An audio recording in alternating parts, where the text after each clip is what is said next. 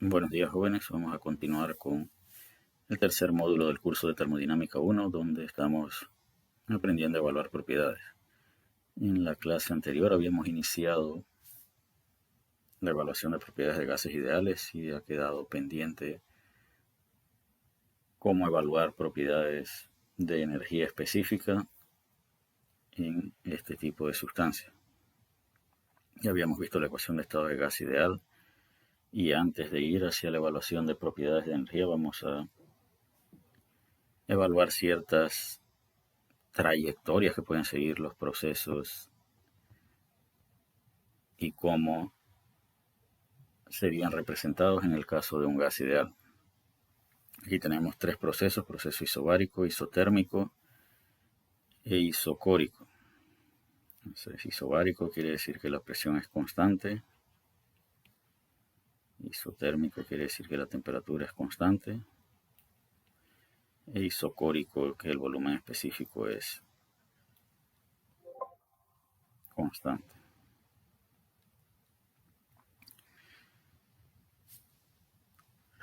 El título de esta diapositiva señala o indica que estamos trabajando con gases ideales. Estos tres procesos, isobárico, isocórico e isotérmico, pueden ocurrir en cualquier tipo de sustancia.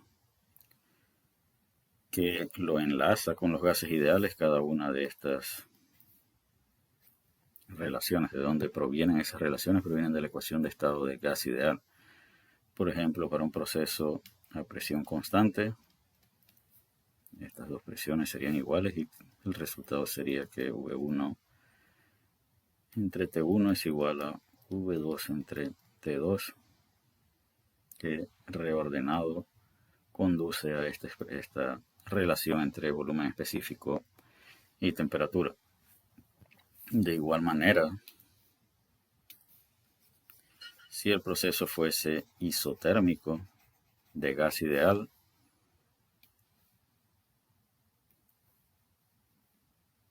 esto es igual a R, ¿cierto? De acuerdo a esta ecuación. Si el proceso es isotérmico, esto se cancela y simplemente obtendríamos esta expresión. Así que cada una de las relaciones que aparecen aquí es para las características del proceso señalado, obtenida con la ecuación de estado de gas ideal. En el proceso isocórico lo que cancelaríamos serían los volúmenes específicos. Repito, procesos isobáricos, isotérmicos o isocóricos pueden ocurrir para cualquier tipo de sustancia. Lo que es específico para gases ideales son estas relaciones de propiedades que obtenemos a partir de la ecuación de estado del gas ideal. Así que avanzando hacia las propiedades de energía específica, el recuadro nos indica que la energía interna específica y la entalpía específica de los gases ideales dependen de la temperatura únicamente. Es decir, para poder determinar la energía interna específica de un gas ideal, lo único que necesitamos conocer es la temperatura. Y como veremos en unos minutos en las tablas de gases ideales, o para entrar a las tablas de gases ideales, lo único que vamos a necesitar son las temperaturas.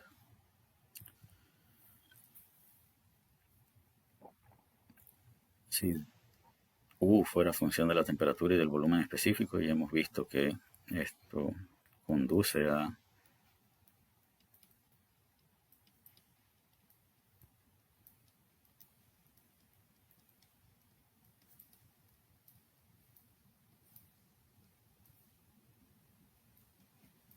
esta manera de evaluar la derivada de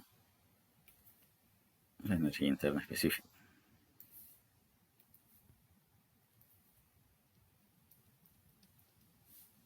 De acuerdo a lo que indica este recuadro, U solo depende de T, por lo tanto,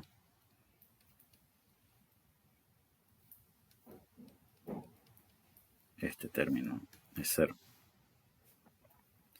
Y este término que tenemos aquí es la definición de calor específico a volumen constante. Por lo tanto, la derivada de la energía interna específica es igual a CV por dt De la misma manera que ocurrió en el caso de las sustancias incompresibles, donde en aquel caso esto era cero, pero esto también era cero. En el caso de los gases ideales, el volumen específico no es constante. En general pueden haber procesos, como vimos, donde el volumen específico permanece constante, pero no es una característica propia de la sustancia, como si lo es en los gases ideales.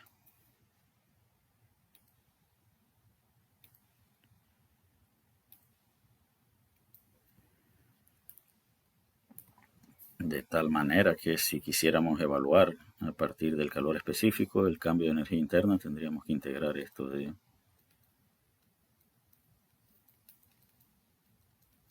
donde el calor específico de los gases ideales también es función de la temperatura. Esto significa que deberíamos tener una ecuación para evaluar el calor específico y poder integrar. En la tabla A2 del libro de Sengel podrá encontrar algunas ecuaciones de calores específicos para algunos gases ideales.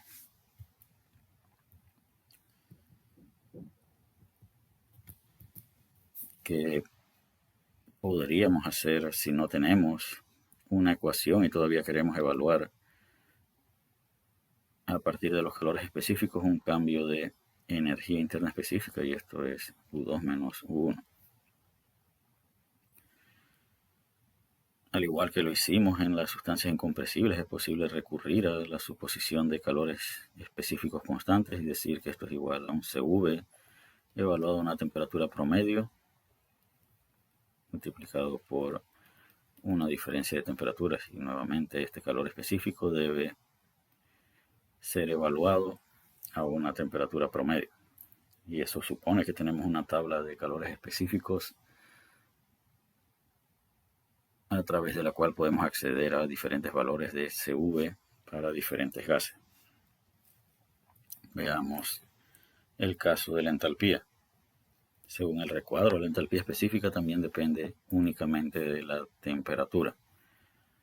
Así que esta es nuestra definición de entalpía específica, energía interna específica, más el producto de la presión por el volumen específico.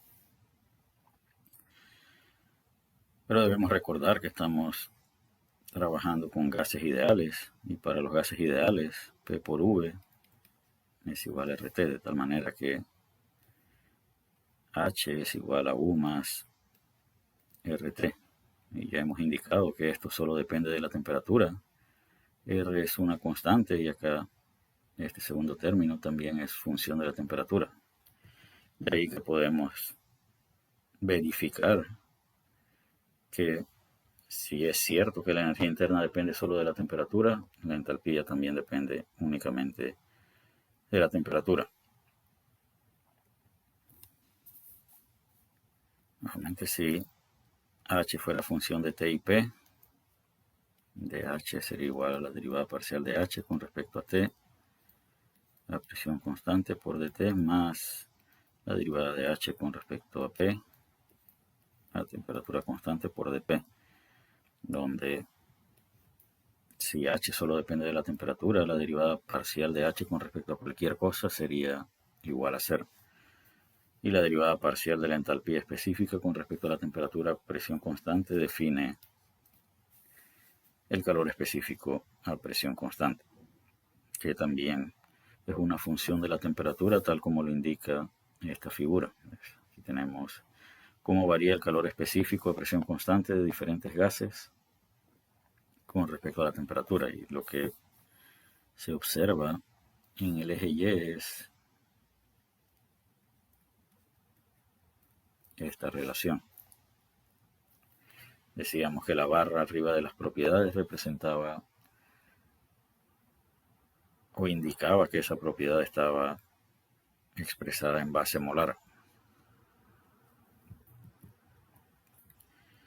La relación entre Cp y Cv para los gases ideales. Vamos a tomar esta ecuación y lo vamos a derivar con respecto a la temperatura. Y acá obtendríamos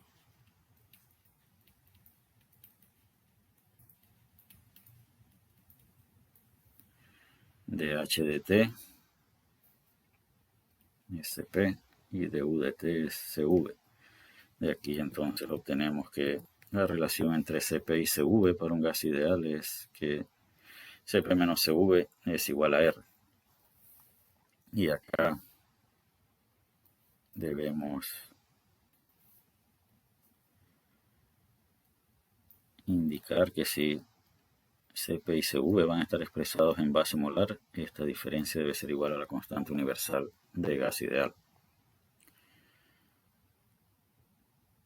Una relación que vamos a utilizar más adelante en el análisis de gases ideales, que va a utilizar en su curso de mecánica de fluidos 2 cuando cubra aspectos de flujo compresible, es la razón de calores específicos. K define la razón de calores específicos.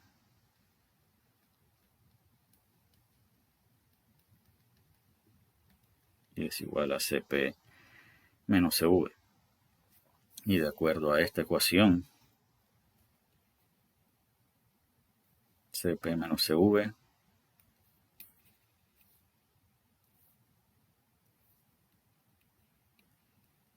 debe ser un número positivo, de tal manera que Cp tiene que ser más grande que Cv y K tiene que ser mayor a 1.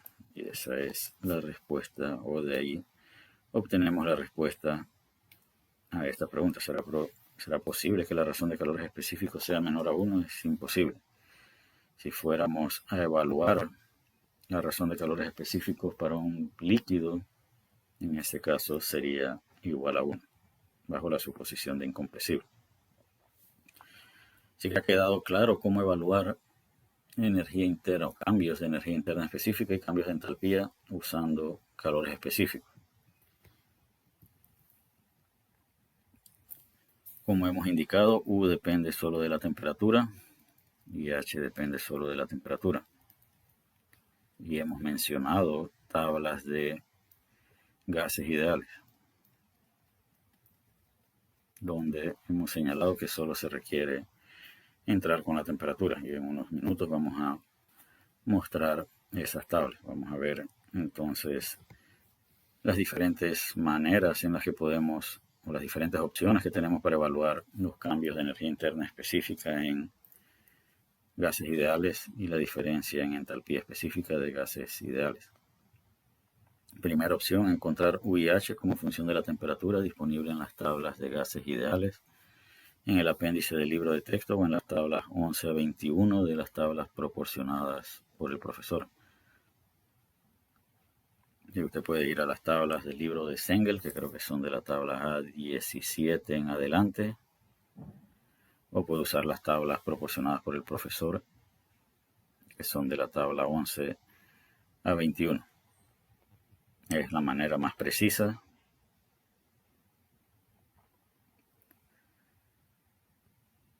Y nuevamente, como señalaba hace unos minutos, más adelante vamos a ver estas tablas. Otra manera es, ¿qué tendríamos que hacer aquí? Supuestamente conocemos T1 y conocemos T2.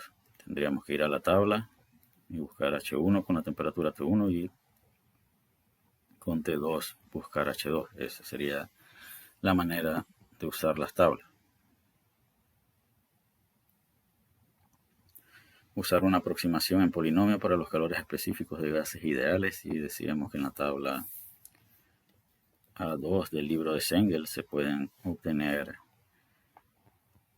los coeficientes A, B, C y D para diferentes gases.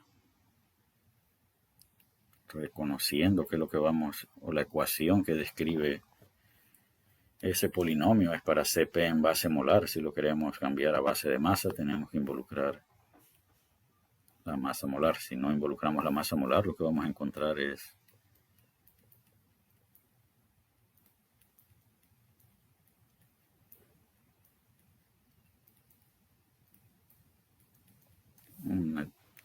una diferencia de entalpías específicas en base molar. Usando el calor específico a la temperatura promedio, podemos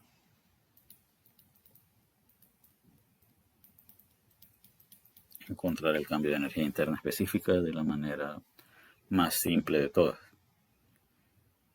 El nivel de precisión va disminuyendo a medida que nos movemos hacia abajo en esta tabla, en esta secuencia.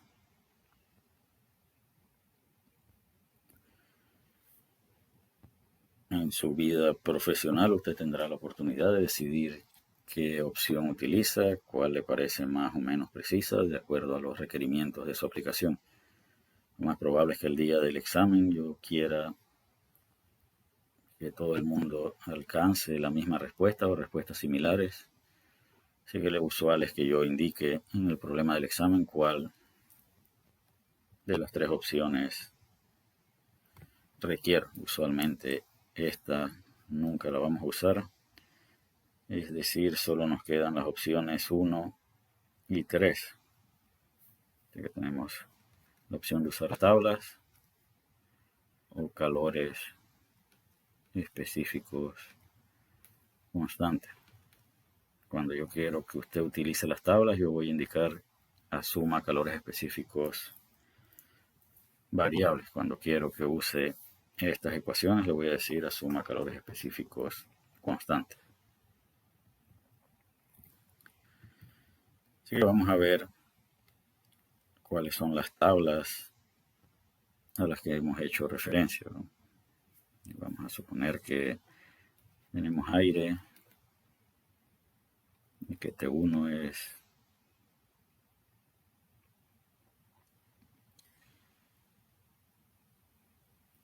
298 Kelvin y T2 son 500 Kelvin. Vamos a ver cómo determinamos U. Vamos acá a poner, redondear estos 300.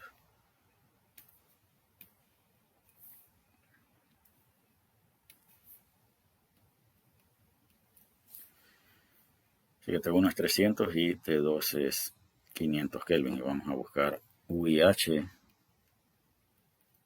en las tablas de aire. Bien, aquí estamos en las tablas de aire. Y decíamos que necesitábamos la energía interna específica y la entalpía 300 Kelvin y a 500 Kelvin. Y acá esta es la manera en la que se ve una tabla de gas ideal, donde la primera columna es la temperatura.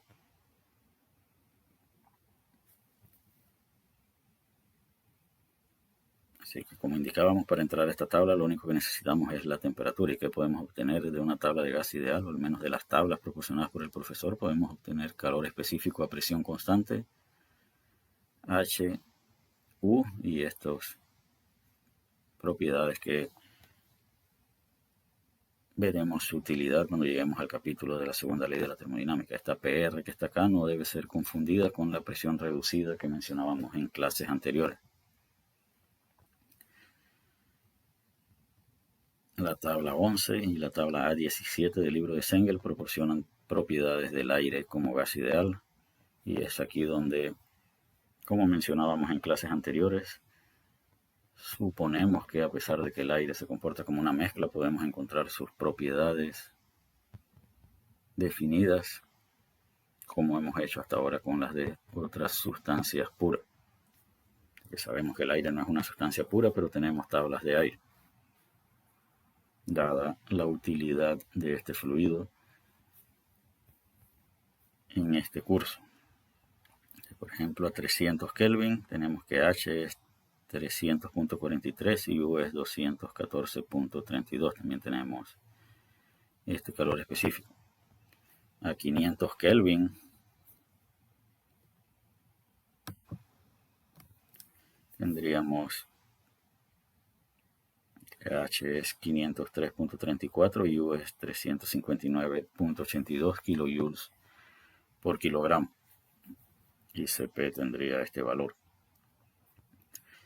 Así que si necesitáramos evaluar el cambio de entalpía para el aire, a estas condiciones de temperatura tendríamos que restar esto menos esto. Un poco menos de 203 kilojoules por kilogramo. ¿Qué otra opción tendríamos? Tendríamos la opción de asumir calores específicos constantes, pero para poder asumir calores específicos constantes tendríamos que evaluar un CP promedio. Decíamos que el CP debe ser evaluado a la temperatura promedio, y la temperatura promedio entre 300 Kelvin y 800 Kelvin sería 400, así que usaríamos este calor específico. Ese calor específico multiplicado por 200 nos daría un cambio de entalpía de 202.66 kilojoules por kilogramo, que no es muy diferente a lo que obtenemos al restar las entalpías obtenidas de la tabla. Así que podemos observar que la suposición de calores específicos constantes no es una mala suposición. Así que vamos a regresar a las diapositivas para resolver un ejemplo. Bien, de vuelta acá en las diapositivas vamos a avanzar hacia el siguiente ejemplo, donde nos piden determinar el volumen específico del dióxido de carbono a 5 megapascales y 300 Kelvin.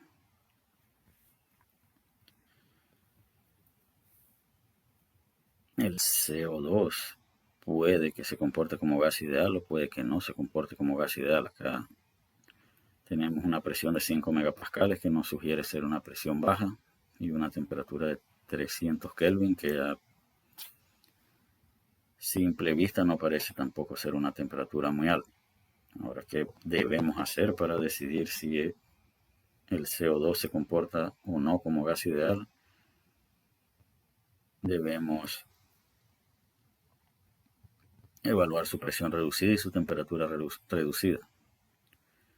Acá nos preguntan cuál es el factor de compresibilidad del CO2 a las condiciones dadas y cuál sería el volumen específico suponiendo comportamiento de gas ideal. Entonces, las propiedades del punto crítico las podemos obtener en la tabla A1 del libro de texto o del libro de Sengel. Así que acá podemos observar que la temperatura reducida está cerca de 1 y la presión reducida es superior a 0.5. Así que acá esto nos hace dudar de la posibilidad de suponer comportamiento de gas ideal. Así que la temperatura reducida es 0.99 y la presión reducida es 0.68. Gas ideal, yo diría que no. ¿Qué podemos hacer entonces para encontrar el volumen específico del gas ideal? Podemos ir a la gráfica generalizada.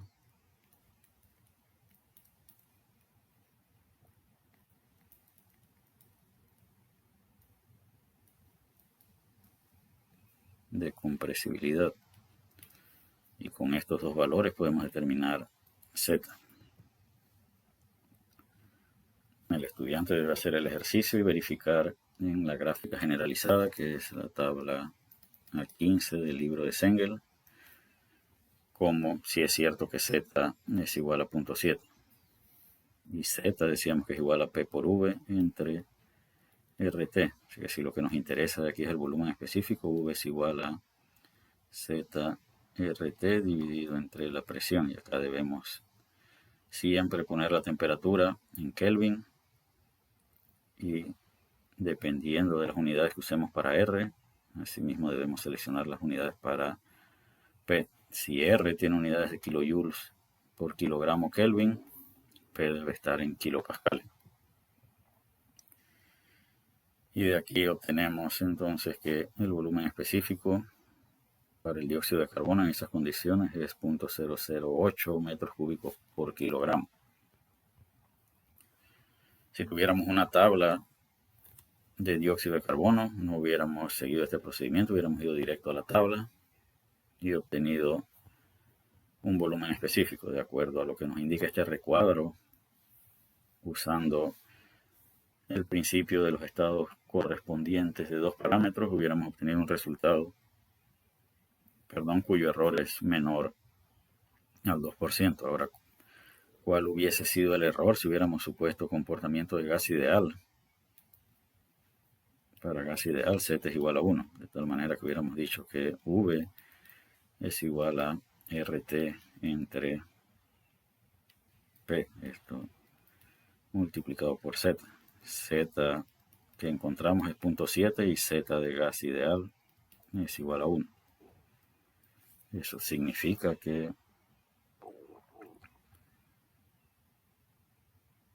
el resultado obtenido con gas ideal hubiera sido 30% más grande. Hubiera estado amplificado en un 0.3% adicional, perdón, un 30% adicional. Así que si el problema no nos dice directamente asuma comportamiento de gas ideal, debemos preguntarnos o hacernos preguntas como las que hicimos al inicio de este ejemplo, donde observábamos que la presión no era una presión tan baja y la presión no era, perdón, y la temperatura no era una temperatura tan alta. El caso del aire es un caso particular y en la mayoría de las aplicaciones o en todas las aplicaciones en las que utilicemos aire podemos suponer directamente que se comporta como un gas ideal. Y vamos a concluir aquí esta primera grabación y continuaremos con el ejemplo número 7 en la siguiente clase o en la siguiente grabación. Así que hasta la próxima, jóvenes.